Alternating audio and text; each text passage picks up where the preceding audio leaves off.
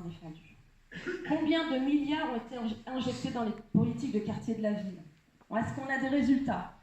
Est-ce qu'on a un bilan positif? Les violences urbaines à l'encontre des pompiers, des policiers et du personnel pénitentiaire demeurent toujours dans nos campagnes. Pire, le terrorisme, avec la montée du communautarisme, a favorisé l'émergence d'un islam radical qui tue nos compatriotes. Pas plus tard qu'en décembre dernier, chez moi, à Strasbourg. Depuis janvier 2015, 251 personnes ont été tuées dans les attentats islamistes en France. Alors, on va en faire quoi de ces 150 djihadistes qui veulent revenir chez nous et qui veulent finir certainement leur beau jour en France? Est-ce qu'on a les moyens de les recevoir? Est-ce qu'on veut les recevoir? Comment on va financer tout ça? Alors qu'ils devraient être déchus de la nationalité française et surtout moisir là-bas, le gouvernement Macron, avec l'aide des LR, UDI et MoDem de la région Grand Est, signe des protocoles de déradicalisation pour le retour des familles de djihadistes. Je l'ai dénoncé l'année dernière dans le Bas-Rhin. 10 familles sont revenues de Syrie. Et ça, personne n'en a parlé, et encore moins les LR qui dirigent la région Grand Est. Et nous le savons tous, la France est malheureusement le terreau d'un fort djihadisme conforté par un laxisme judiciaire, favorisé par un clientélisme assumé. Mais dormez tranquille, il y a des stages de déradicalisation, des journées de sensibilisation, des pièces de théâtre qui sont mises en place grâce à vos impôts. C'est ça le nouveau monde Macron. C'est pas de programme pour lutter contre le terrorisme, mais le recyclage des losers qui ont participé depuis 40 ans à endetter notre pays et à tuer notre société.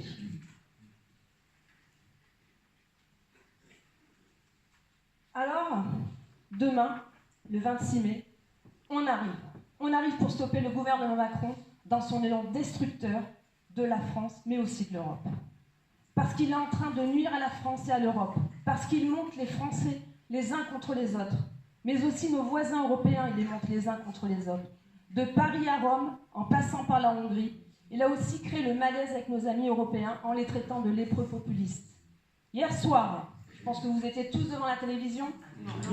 Ah, bien. Tant mieux. Après 6 mois de manifestations, après une note de 12 millions d'euros pour l'organisation d'un spectacle lamentable, on n'apprend rien.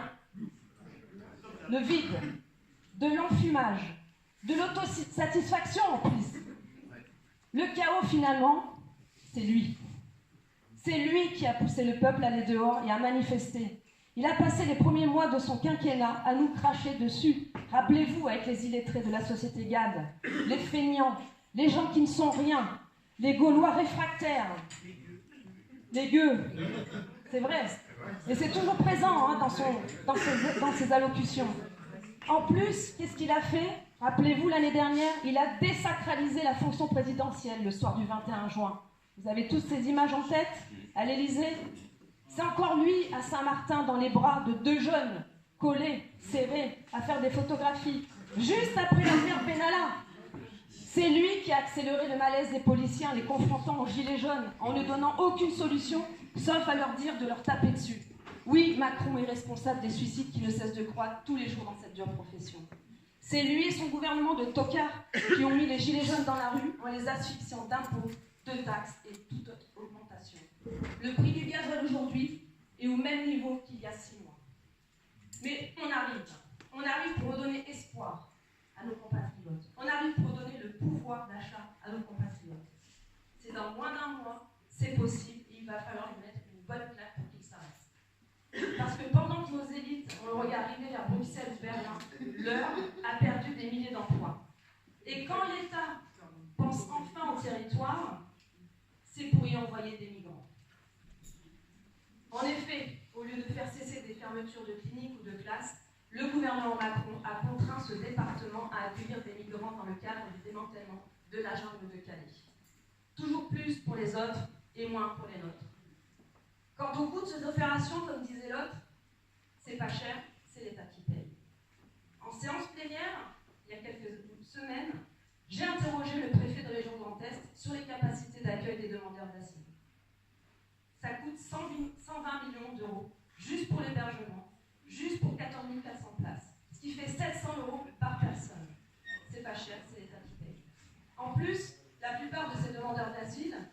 d'Albanie ou du Kosovo.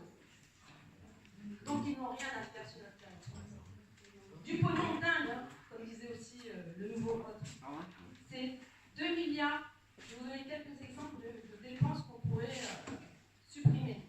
2 milliards d'euros pour la gestion des migrants, 10 mineurs isolés. Ils ont plus l'âge d'avoir 40 ans que 12 ans. Et ça, c'est pas grave, on ne peut pas faire de prélèvement, on ne peut pas vérifier, on n'a pas de papier. Mais en tout cas, ça nous coûte pour chaque collectivité 50 000 euros par an. Et en plus, le nombre ne cesse d'augmenter.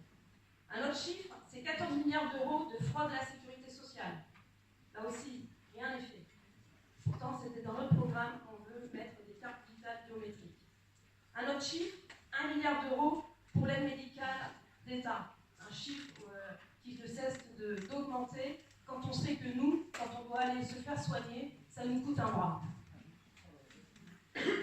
Quand on va se faire soigner, parce que souvent on fait des choix, c'est ça le problème. Voilà où va une partie de nos amendes pour excès de vitesse. Les 80 km/h, on sait à quoi ça sert. Voilà pourquoi nos impôts et taxes ne baissent pas et ne baisseront pas. Parce qu'en plus, l'État a décidé de mettre le paquet sur des nouveaux radars pour tripler les amendes. Donc souriez demain, payez et circulez. Alors 2 ans après le pouvoir autocrate et méprisant, la France, en marche forcée, a plus que jamais des airs de guerre civile. Depuis le 17 novembre, vous, moi, nos voisins, des amis, on est tous allés sur un rond-point. On est tous allés manifester. Pourquoi? Pour montrer ce ras-le-bol fiscal et social face au rouleau compresseur de Macron. Qui peut croire ici que cela nous a amusés d'aller dehors cet hiver? Qui peut croire que ça nous